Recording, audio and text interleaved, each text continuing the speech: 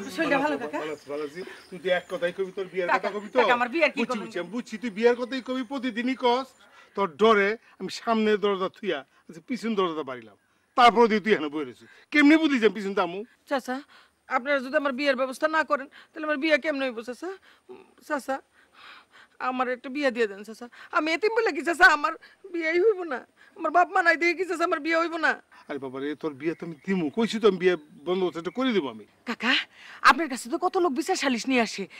হ্যাঁ গো, কেউ অপরাধী বানাই আমার লোকে বিয়ে দিয়ে দেন কাকা। পাগল রে, এটা করণ যায় না। যারে তারিখে অপরাধী সাধন যায় নাকি?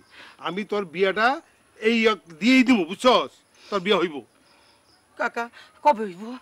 এই এই তো হইব তো, কিন্তু আমি একটু বাইরে যাবো তো, মাসখানিক তো দেরি হইবই। কি কোন কাকা, আমার বিয়ে দিলে 1 মাস পিছে গেল কাকা। আরে বাবা রে, কিন্তু এই কি রে জামু? না না, 1 মাস পিছাইব না, আমি যাবো না, বাড়ি যাবো না, ঠিক আছে? আমি এই মাসের মধ্যে তোর বিয়ে একটা বন্দোবস্ত করবো আমি। কবে হইব কাকা? তারই তো পরে, আগে তোর জামাই ঠিক করতে দে, তুই নিশ্চিন্ত থাক। কাকা, ওই দেখতে খারাপ না কাকা? তোমার বডিগার্ড না, খামাখা সব কিছুর মধ্যে মাথা গোলা। এই চল।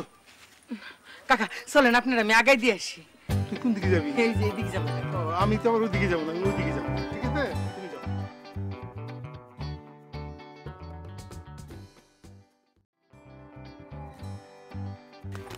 আরে, আপনার লাগে দেখা হয়ে গেল, ভালো হয়েছে। আমি তো আপনার লাগে দেখা করতে যাইতেছিলাম। আপনি কেমন আছেন?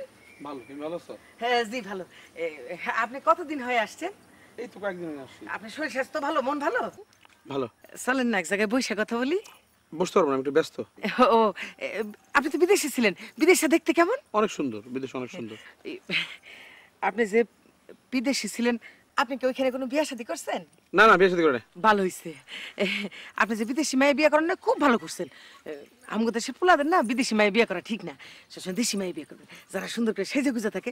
ঘরের বউ যদি সুন্দর হয় তাহলে তো ভালো লাগে না। এই যে টিপ দিয়া থাকে, আমার মতো বেনি করে থাকে, 2টা ফিতা দিয়ে দিয়ে চুল বেঁধে থাকে না, এদের খুব ভালো লাগে। চল না কোথাও বসে গল্প করি।